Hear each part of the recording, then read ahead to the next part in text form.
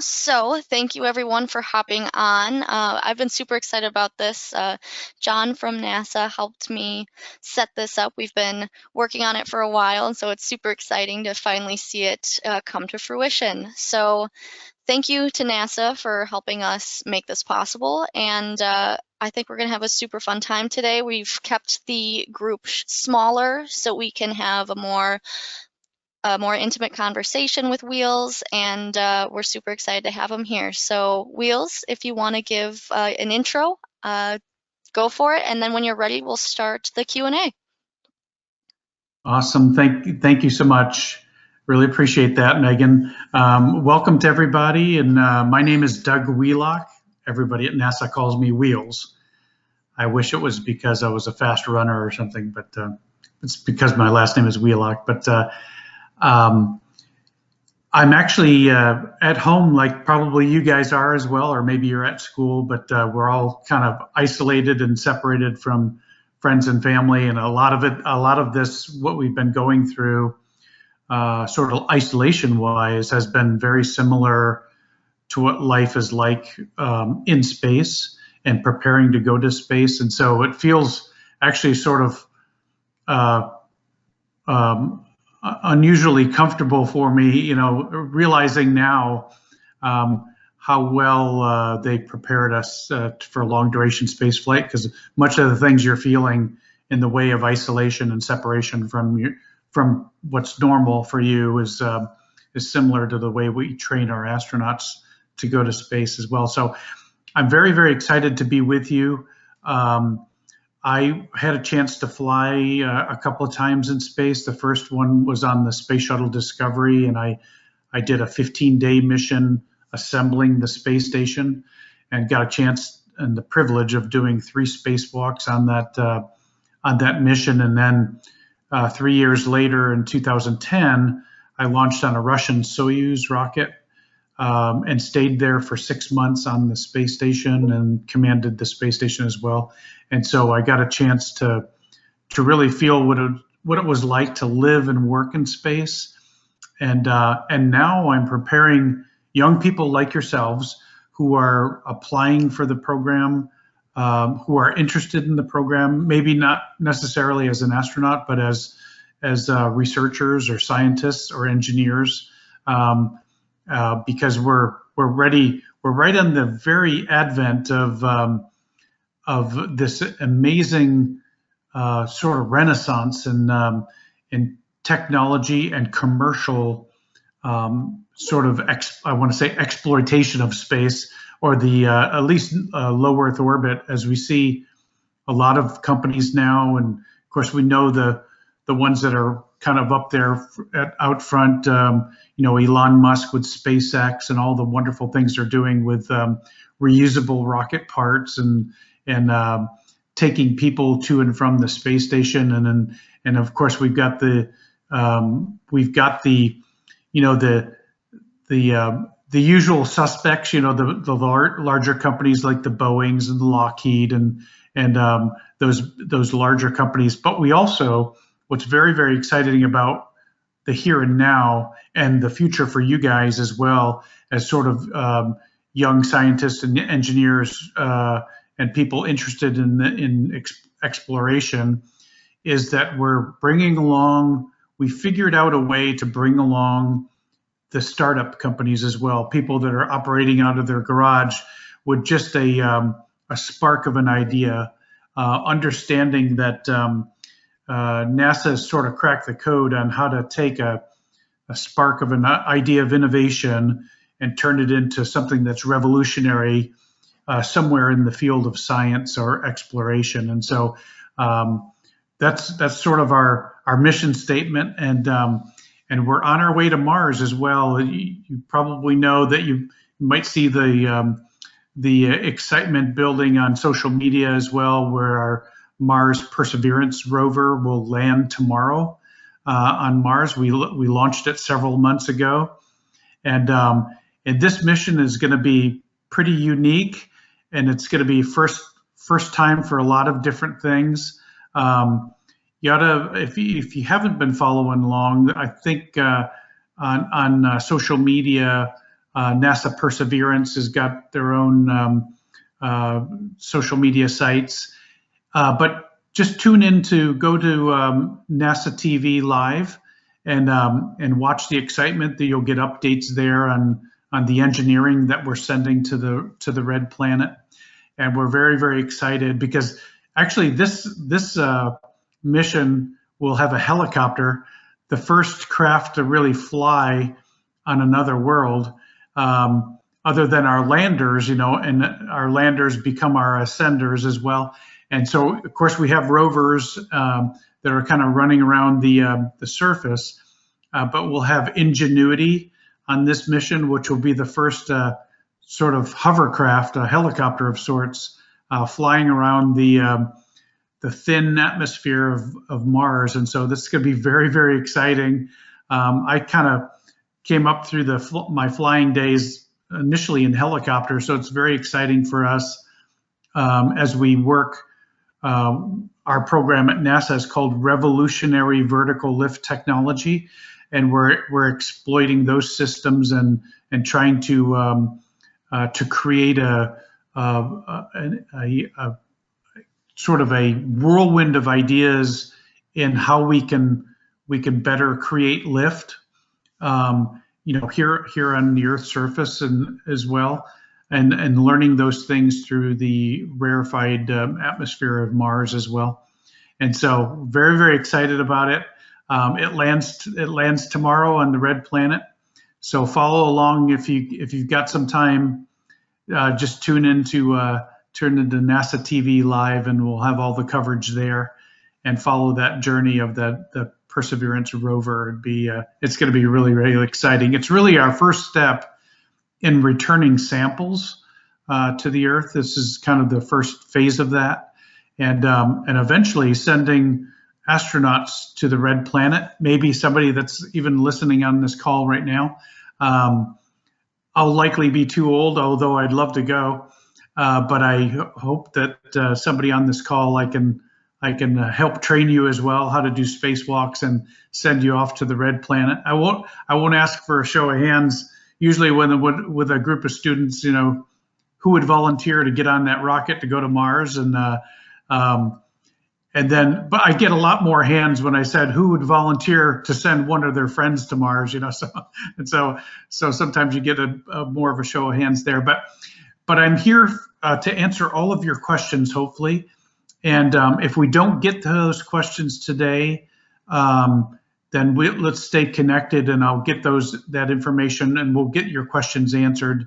And then hopefully one day soon we can do this in person, where I can actually visit with you, and we could do sort of a brainstorm about the exciting things that are happening, and a way to make your dreams that you have for your own life, and the ideas you have in your mind of where you want to take your schooling and your passions and your curiosity, and how we can turn that into reality for you as well. I was brought up in a very small town in upstate New York, and so I didn't think any of this stuff was available to me, because I just felt like an ordinary kid, and I was ordinary until I got a chance to throw on this blue suit, and I thought I better get there and put on my blue suit and sign in before NASA realizes they made a mistake by selecting this ordinary kid. But then came to realize that even those old pioneers that walked on the moon, Neil Armstrong, and all the way up to modern day, our modern day astronauts on the space station, we're all just ordinary kids from ordinary places with these incredible dreams for our life, right? So I guess I didn't really realize that because I thought I was too ordinary, that these things wouldn't be available to me. But the most important message I want to give to you today is all these incredible things that we see, people walking on the moon, people flying in space, people building helicopters that fly on above the surface of Mars.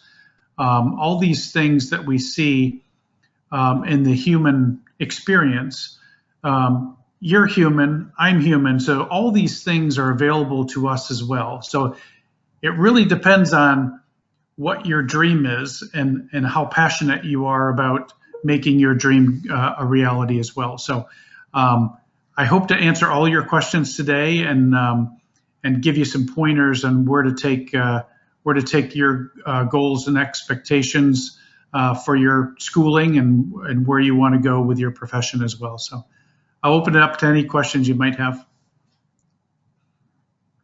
All right. How about we just start with Ben? You ready?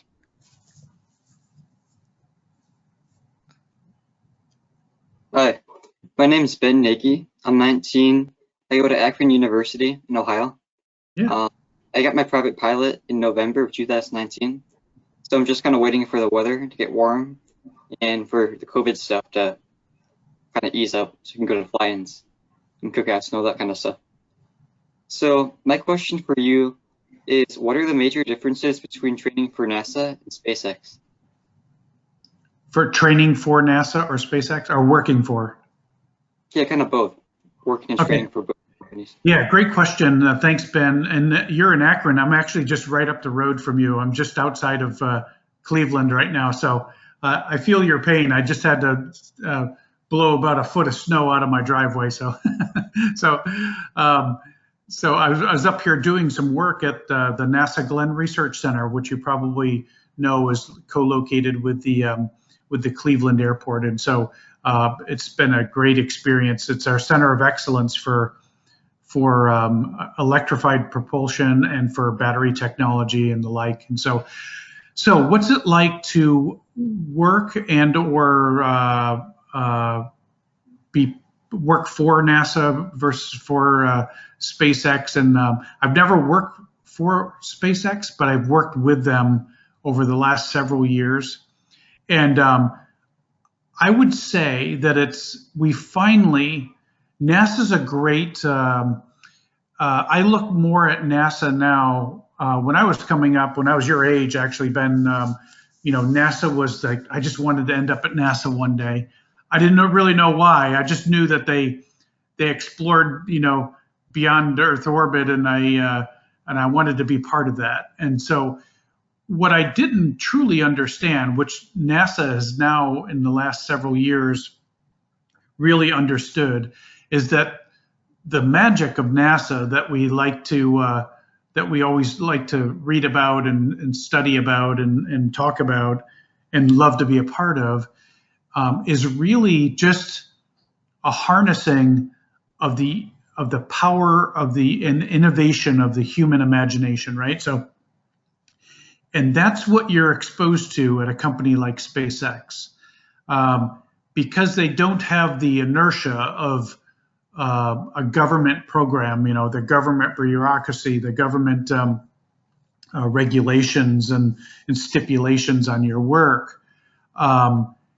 You're more of a free spirit in a company like SpaceX, and so I just think they do in a space like in a company like that. It's just not SpaceX, but just companies across our nation and really across the world that that they nurture like innovative thought and creative thought and ideas that once seemed just like crazy, end up becoming revolutionary because NASA has finally figured out a way to harness that innovation.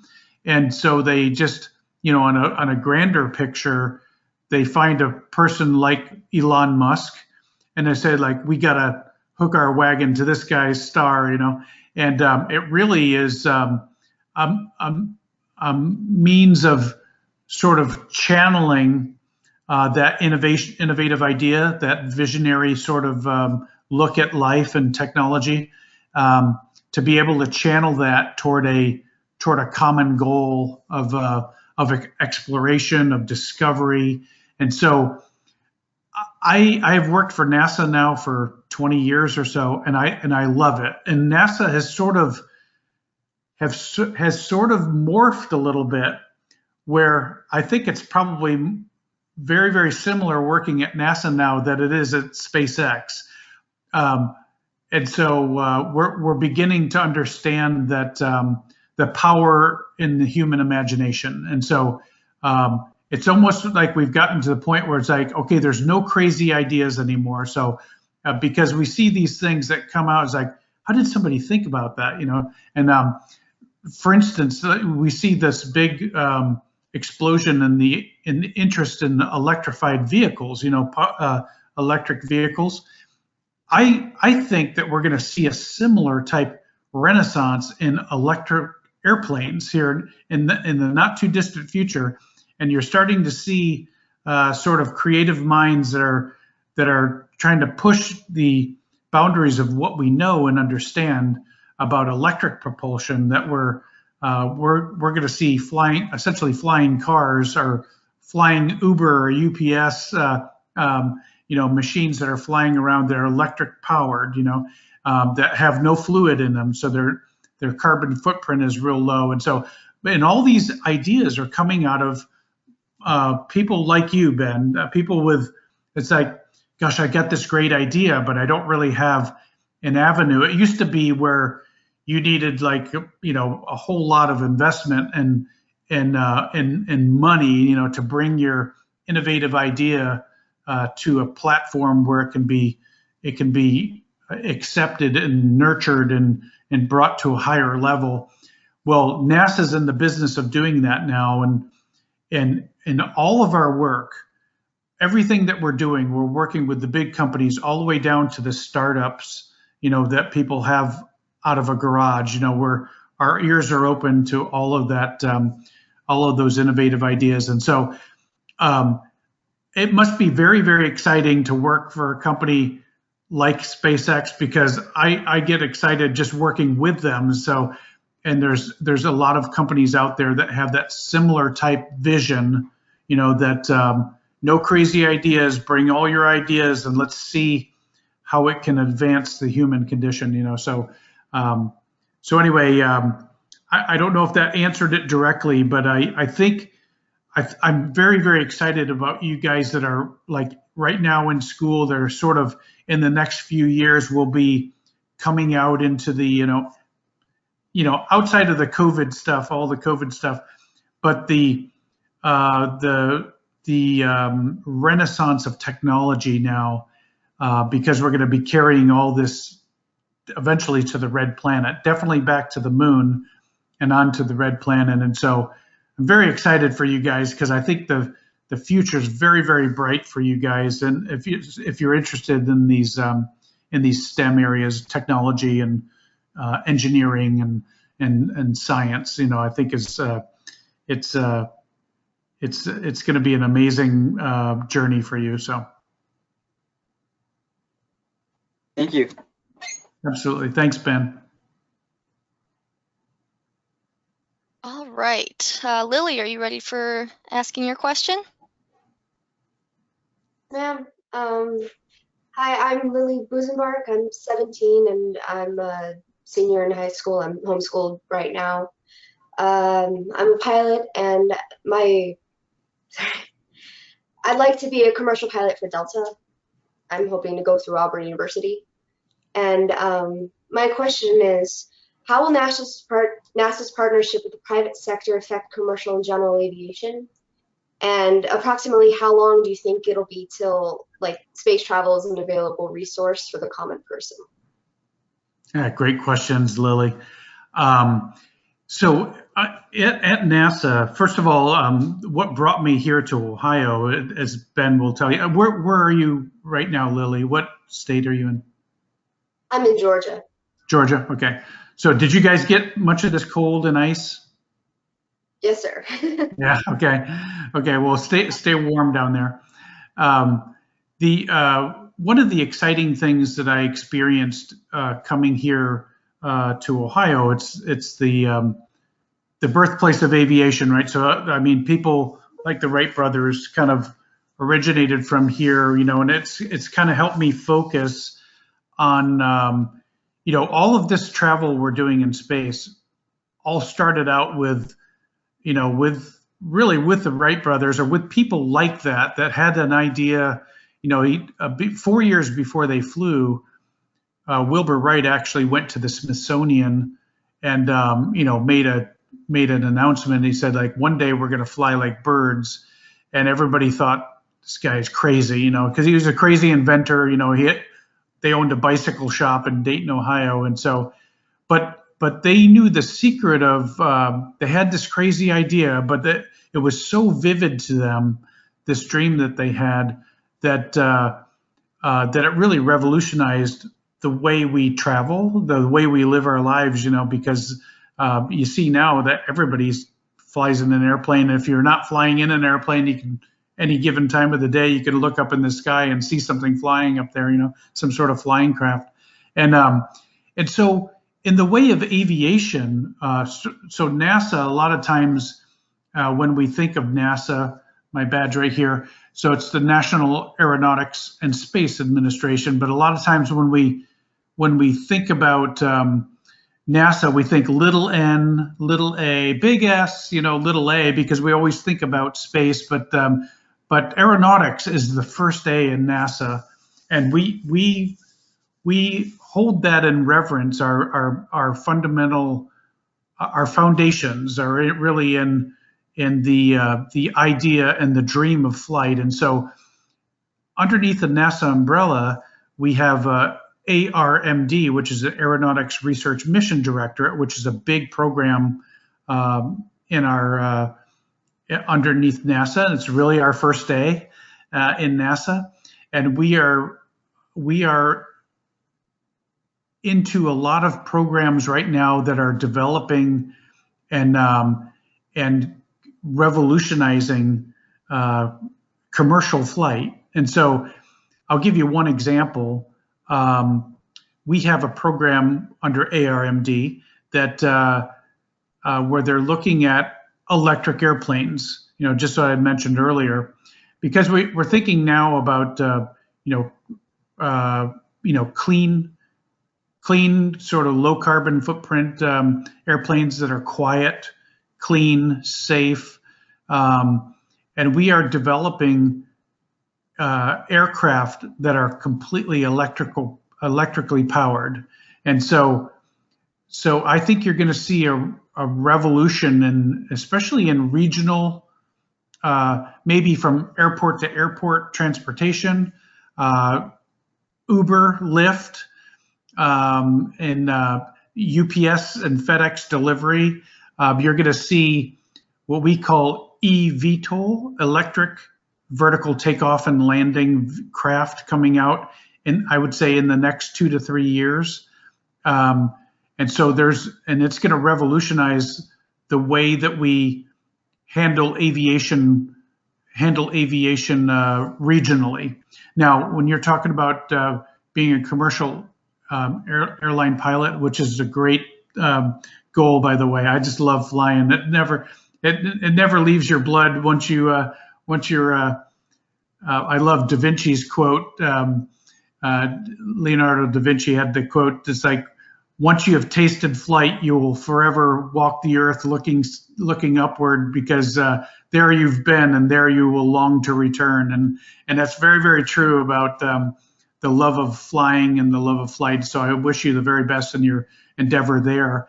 And I think you're going to see, we also have 2 X planes that we're developing right now at NASA, and a lot of our research facilities. Langley is one of them in Hampton, Virginia. NASA Langley does a lot of our aeronautics research, and we have the X-57 coming out. So you can Google these or just do a search on these. The X-57 is an all-electric airplane coming out, and so you'll see that development in there, and that timetable is just really within the next couple of years. We're going to see that plane flying. And we also have the X-59, which is really, really cool. It's a quiet supersonic technology that we want to get back to commercial supersonic travel. And so, take a look at the X-59. That's under research. That actually may fly before the X-57 within the next few years. And so we're very, very excited about those programs. And so there's a place at NASA for people that are that are interested in the first A in NASA as well, and the development and strategic planning and vision for the development of aeronautics in our not only in our country but globally as well. So, great question, Lily. Thank you. Thank you, sir. Great. So before we move on, I wanted to throw out April threw up some NASA links in the chat that you guys can check out. One's on the X-57 and one's on the X-59. So thank you, April. Thank you, April. No problem. So just as a quick introduction, sorry, I have my screen on my other, it looks all weird sideways. Just as a quick, I work with NASA's Aeronautics Research Mission Directorate. So where are you located? Oop. Did we lose her? Oh no. April, where are you located? I think I lost your video there. So. Oh, I think we did too. Well. That's great. So April does work with the ARMD, and so a lot of really cool things happening at NASA ARMD. So propulsion, big really quantum leaps in the way that we take off vertically and short takeoff and landing craft as well. So a lot of exciting things coming out in the next couple of years for sure. So. Yeah, we'll try to get her for an introduction in a little bit, but for now, let's move on. And Maddie, you ready to give your question? Yes, ma'am. Oh, good morning. My name is Maddie Zotter. I'm 17 years old, and I'm from Raleigh, North Carolina. I graduated high school about a month ago, so it's kind of weird. I'm preparing to go and report to the Air Force Academy in June. I grew up actually, sir, in a West Point family. My mom's a grad and my sister's currently there. And my two uncles went there. So when I decided Air Force, I told them at least we can still say beat Navy. But my question for you today, sir, is what was your favorite experience during your training path to becoming an astronaut? And what was one thing that you would change also about your experience or how you approach something? Great, Maddie. Thank you. And congratulations on your appointment to the Air Force Academy. That's wonderful. It's wonderful. Thank you, sir. And what do you mind if I ask what year your mom graduated from West Point? I'm sure she's much younger than me, but I graduated several years ago. I went. My mom graduated class of 92, and my uncle graduated 79, and I think we have a 76 as well. Okay, cool. I graduated 83, so okay.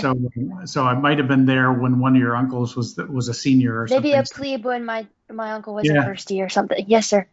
Yeah. So actually, my class, I was the first plebe class that came into West Point where women were seniors. So it was the first year that women were graduating, which was amazing. Was an amazing part in our history.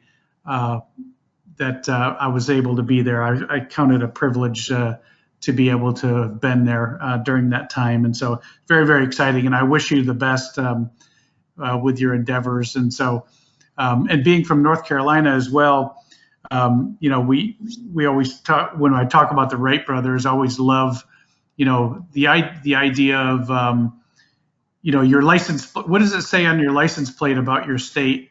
First in flight. First in flight. That's right. Yes, sir. Because you can claim that it really happened there at Kill Devil Hills or at Kitty Hawk. But on the license plate here in Ohio, Ben, what does it say on your license plate? Birthplace of aviation, right? So because we celebrate the initial concept and the initial dream, and so here in Ohio, I just love that we celebrate on our license plate here in Ohio the birthplace of aviation. So that's really great. So I think, let me go back now. I'm wandering, but your question was my favorite thing or most memorable thing about my training? Yes, sir. So what was your favorite thing about your experience, like your training path, and then what was something that you would change looking back? Okay. My favorite thing, this is kind of sounds silly because it started out as like my least favorite thing. One of the cool things that we do at NASA, we practice in our simulation exercises, we practice every day failing, equipment failing, procedures failing, the spacecraft failing, and it's kind of painful when you're going through the process. But we just think of things, or we have genius people that think of things, how to break different aircraft simulated and put you in a sort of a pressure cooker. And I thought to myself, as like, this is like super painful because we as humans, we don't like failure, but the reality is that we always have this cliche that failure is not an option. I think that Gene Kranz did say that, but in achieving your dreams, failure is sort of a necessary part of achieving greatness in your chosen field. We don't like to admit that because it hurts to fail. It doesn't feel good. It sort of it's a blow to our psyche, and NASA figured out early on, it's like, well, we're human, so we're going to fail, so we got to figure out a way to train people how to embrace failure, like see it coming, anticipate it. What am I going to do when this happens, or when that happens? And they teach you a lot of that in your flight training as well. Lily, you might, I don't know, I think you said you started your flight training already. I've completed my flight training, sir. Okay, so Lily, and anybody that's done flight training, whether it's civilian or in the military or what have you, it's really fun to do your first solo, but most of your time is spent like, what am I going to do when the engine quits? Where am I going to go? What's going to happen if this stops working? And so you think you're forced to think about those things because you want to be ready when it happens for real. And so probably my least favorite thing was practicing failure. And then I got to space, and there was so many things breaking and so many scary moments. I was really glad for the experience, Maddie, because it taught me how to not panic, and so in the process of teaching ourselves how to fail forward, essentially, so to be able to learn something from the experience and to be able to develop skills to overcome that scenario or that failure, and know that there's a way out, and it's hard to do as humans because we don't like to fail, and so because we don't like to fail and it's kind of painful, we tend to avoid it, right? So but the reality is, if you're going to be great in your chosen profession, whether you're going to be an airline pilot or an astronaut or an engineer or what have you, whatever your chosen profession, the only way for you to attain greatness in that area is to figure out a way not to be afraid of failing. And so once I got to space and experienced sort of the heart-pounding, soul-wrenching experience of your spaceship dying right before your eyes and trying to figure out a way to recover, I was grateful. I was really grateful for the way that they taught us to embrace failure and to learn from it and to change the things we can and modify our approach, modify our procedures, but to have the mindset of not being afraid to fail was probably the most valuable part of my training as an astronaut. Then the other cool things, like looking out the window and taking pictures of the Earth, of the Earth was probably my favorite thing to do in space, because we're orbiting the Earth on the space station. We're orbiting the Earth once every 90 minutes, and so every 45 minutes we get a sunrise or a sunset, and so we get 16 sunrises and 16 sunsets every day, and it's just spectacular. And so looking out the window at our planet was probably my favorite part of my experience in space. And then my view, my perspective on life on the planet as well. And when you're looking at Earth from space, you can see how thin our atmosphere is, and you can really see how fragile we are, sort of hanging in the balance of this emptiness of space. And so my favorite planet now is Earth. And when I was growing up, my favorite planet was Pluto. Who thinks Pluto should still be a planet? I think, and when I was a kid, and still even when I was your age, Pluto was just a faint, fuzzy light in the sky that you can only see with the most powerful telescopes, And then we got a close-up view with the NASA New Horizons mission in 2015. You could Google that as well. Look, just go to NASA New Horizons Pluto, and you could see all kinds of awesome images of Pluto up close when we flew by it 5 or 6 years ago. And so I think the most favorite part of my experience in space was a new sort of fresh sort of view of our world, that our planet that we live on.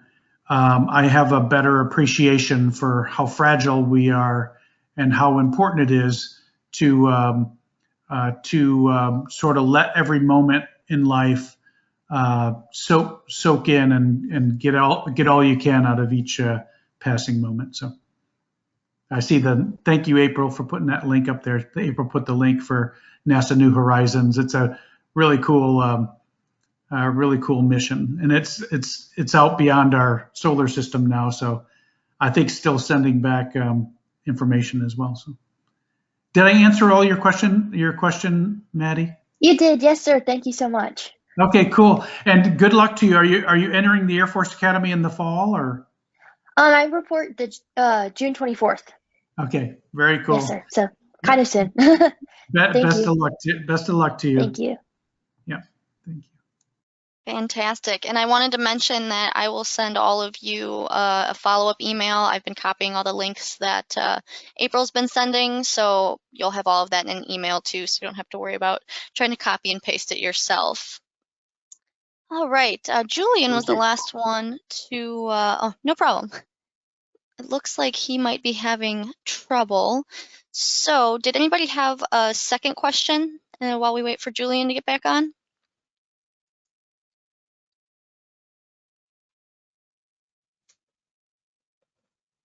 If nobody else has one, I did have a second question. Yeah, go for it. So, is that okay? Okay. So Mr. Wheelock, if you could compare the feeling of being in space to any experience or feeling that you felt on Earth, what would you compare it to?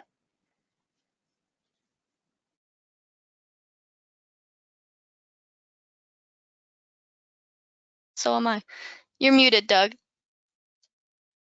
Yeah, thank you. Maddie's question sort of I drifted away to my time in space, so that's a great question. I forgot to unmute. I haven't really experienced anything like that so much on Earth, and so that I think that's probably why it sort of it creates this. It's euphoric at first, just floating around, and you begin to understand how much our bodies fight against this force of gravity. So when our largest bones in our body and our strongest muscles are in our legs because they hold us upright, right? So Well, when you get to space, and oh, by the way, when we're on the space station, we're not really zero gravity. We're still pretty much 100% captured by Earth's gravity. It's just that we're falling, we're in free fall around the Earth. And so it gives you the feeling of no gravity. And so everything's sort of in free fall. So everything's just floating. And the nearest sensation that I've had on Earth to that feeling of floating is we had a couple of rides in the Vomit Comet. I don't know if you have heard stories. You can actually, that may be a website you can put on there. Just Google the NASA Vomit Comet, and it was a KC-135. When there's a zero G training, you can do a web search on that as well. But it's where we actually, in an airplane, we fly parabolas. So we're still kind of captured, but we gun the engines, and over the top, like right near the top of the parabola, the pilot pushes the yoke to zero G and just holds it over the top of that parabola as you're in free fall. And depending on how well done that maneuver is, there it is, Vomit Comet. they actually have a website. So thank you, April. But you can hold it, you can get 20, 30, 35 seconds of weightlessness over the top of that. And it's very much the same feeling as when you have on a roller coaster, when you kind of pull through and then you come up over a hill on a roller coaster, and that feeling you have kind of getting light in your seat. It's sort of that feeling, but sustained. And Lily, you probably, I don't know if you, in your training, when you do flight training, a lot of times they'll give you the feel of zero G, where you pull back on the yoke and then you just push to zero G. If you have a G meter, or push to zero G and kind of feel what it feels like to be floating. And that's, it's sort of that type of feeling, just like forever. But then pretty quickly, you figure out that some things are a problem floating. Like everything is floating, but there's some things you don't want floating, right? So a lot of your initial time in space, wherever you are, if you're on the space station or in a spacecraft of some sort, your initial time is learning how to redo things like brushing your teeth, going to the bathroom, eating food, drinking water or what have you. Because everything's floating, you have to take extra precautions. In fact, this is one of our drink bags. I brought this back from space with me. So this is orange pineapple drink. I just didn't drink it. I put it in my pocket and brought it back home. But this is actually space flown. So everything's sort of floating around in space. And so we put Velcro on each of our packets of food and drink. And this one, we have a septum up here where we just put a needle in there. We put either hot or cold water. And then our straw is a bit unusual. It has a locking feature on it. It looks like a straw, but it has this locking feature on it. And so very important to have that locked. Put the straw in the bag, and then you're ready to drink. Only you put the straw in your mouth, unlock it, drink, and then before you pull the straw out of your mouth, you have to lock it back again. If you don't, everything's just going to come pouring out into a big ball of, in this case, orange pineapple drink. So you have to be very careful of that. So I think I wandered way off your question, Maddie, but I think the most memorable things and the coolest things about flying in space, I really can't replicate here on Earth. It's just an amazing, and when I got back to Earth, what I thought was really, really kind of cool, for about a month, now I lived in space for about 6 months, for about a month, I would have dreams of floating like on the ceiling, and when I'd wake up, I'd kind of grab onto the bed and say, like, am I on the ceiling or on the wall or what have you, So it does really sort of affect the way you dream as well. So it's kind of weird. Thank you, sir. Absolutely. Thank you, Manny. Fantastic. That's so interesting. I didn't even think about that. So we have one question left. Julian, do you want to ask your question now? Yes, ma'am. Thank you. I'm Julian Norris-Wright. I'm currently doing online classes at Liberty University Online Academy. I'm in North Carolina right now, but I'll be moving to Arizona soon. And I should be getting my pilot's license within the next 2 weeks. So exciting there. But my question for you was, on your journey to becoming an astronaut, what has been your hardest obstacle to overcome? Great question, Julian, and congratulations on your flight training. That's really cool. I had this just overwhelming dream of flying. I had no idea that being an astronaut was attainable for me, you know. So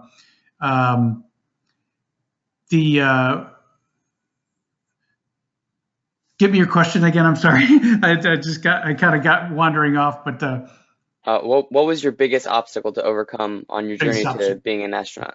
You got me thinking, because my biggest obstacle was the limitations I put on myself.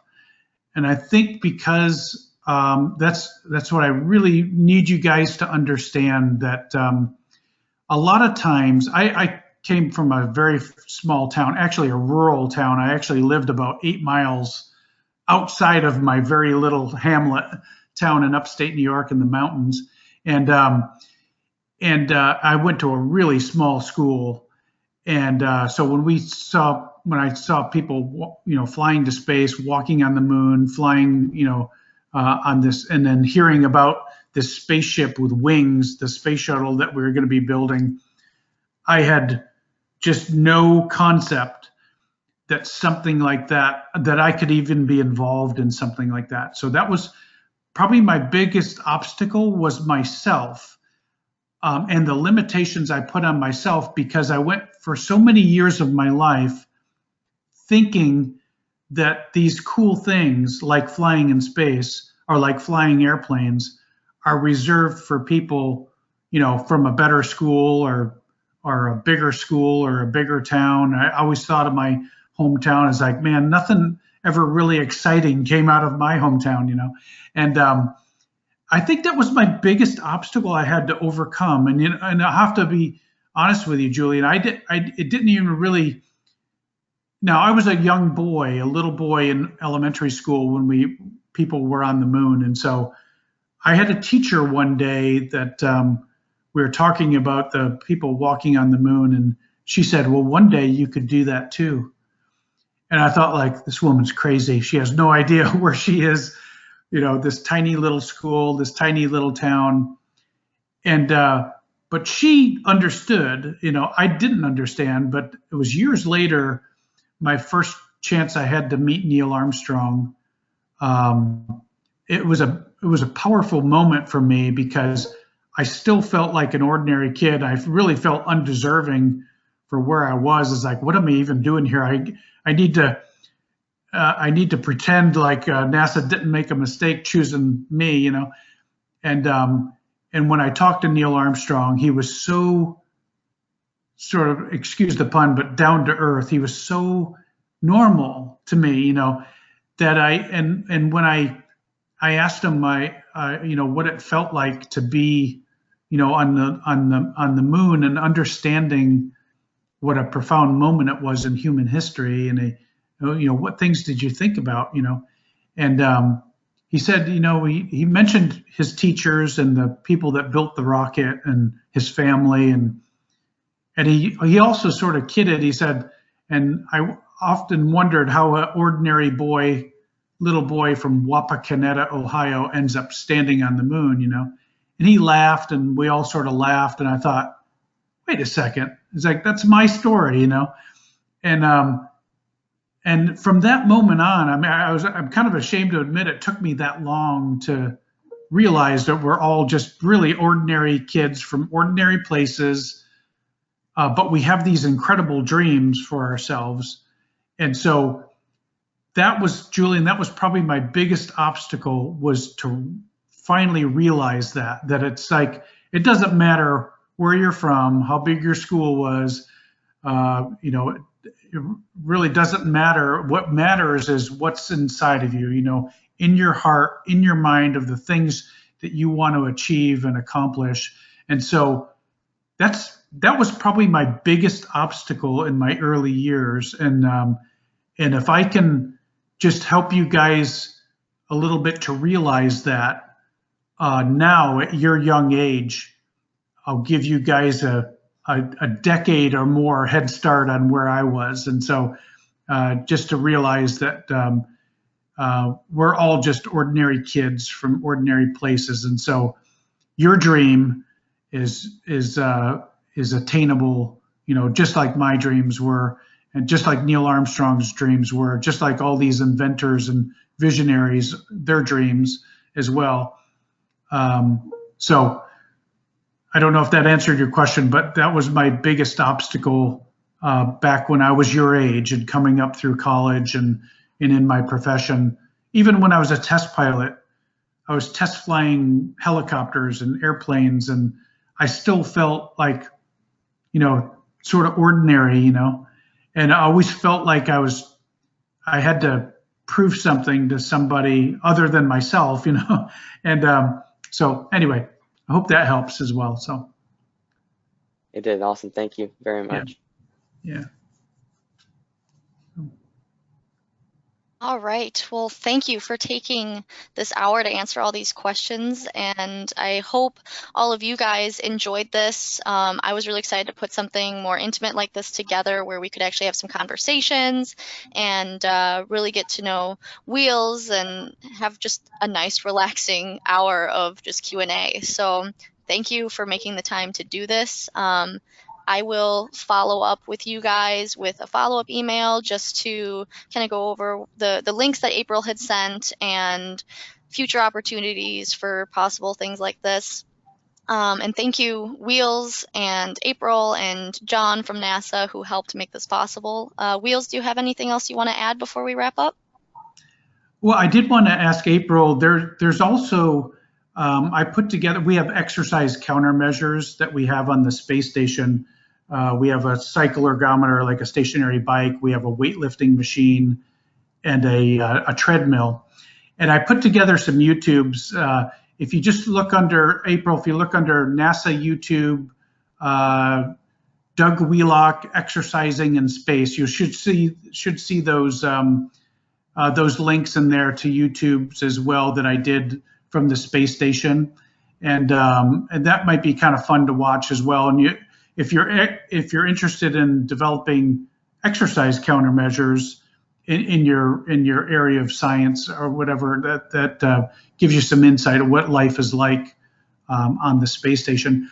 The only other thing I'd like to add is that let's not make this the last time we get together. I'd love for this to be the first of many connections with you guys. I'd love to follow your journey of everybody that's on here. I'd love to come back together and figure out where you are and where you're going and the challenges you're facing and how I can help, give you a bit of encouragement or maybe give you some ideas of how you can face the challenges that you're facing. And so let's not make this let's make this the first of many connections. And there's a guy on the line here. He's probably in the background. John Stephen is his name. I think he's on there. Your screen is JS. But John and I work together. John's at the Johnson Space Center in Houston, and John is a miracle worker. And so we part of our goal is outreach like this, to help make space attainable and seem real to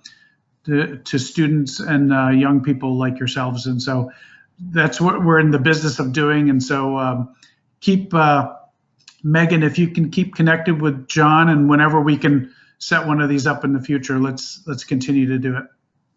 Definitely. That's I want to see that happening more. April and I had a meeting the other day about kind of keeping these kind of things going as well. So I'm really excited for future opportunities to keep the scholars and the young eagles connected with NASA and really inspiring everybody. I mean, I hope you guys found this inspiring and fun. So I hope to do a lot more of these and keep you guys in touch with Doug and really keep this kind of stuff going, because I think it's super valuable.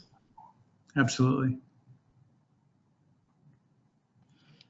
All right, April, did you Yeah. have anything you wanted to add before we wrap up?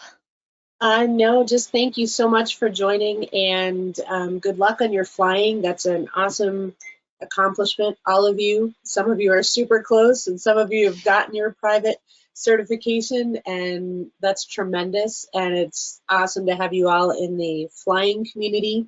You'll be receiving some more information from Megan, and we will work to keep you all engaged. And I think part of the big challenge of being a pilot is staying tight with the pilot community, because you're going to need support, and it's one of those ongoing, just like exercising, which, and I will add those videos, I found them. So you got to keep it up, you got to keep going, but it also takes a wingman, so to speak, to help keep you connected. And I think between the EAA and what we're doing at NASA, and then your own community around you, good luck, and find those people, stay tied in with those people. EAA is a great way to do that, but you'll find that a lot of NASA folks are actually EAA members as well. Anybody who's a part of the aviation community, and like Doug said early on, the first A in NASA is aeronautics, so that's one of the foundational things that we do. And take a look at some of the links that you'll be getting, that I posted on there, that you'll get in a separate email. But there are all kinds of ways through internships and different ways to stay connected with NASA. So a lot of people, Doug, you weren't an intern at all, were you, with NASA? No, I wasn't an intern per se, although I was active duty Army when I first came to NASA. So they allowed me to do it was sort of like an internship. It was like an apprenticeship, essentially, in flight testing. And so I found myself as a Army test pilot working on the space shuttle. And so NASA, like April mentioned, NASA's got a really, really vibrant internship co-op programs that go on in all the different NASA centers. And so I would encourage you to, during your summer breaks in school, during when you get out of school, just any chance you can get to get involved in the NASA internship. And probably April may have some links of how you can look into internships at NASA, but I would encourage you to do that. NASA has a very, very vibrant internship program as well. So it's in there already. So yeah, it's perfect. It's really, we're even doing virtual internships now. So we still haven't slowed down. We've just shifted what we do. So, but it's great to see all of you, and good luck to you. You're doing great. Keep it up. And thanks, Doug. It's been great connecting with you as well.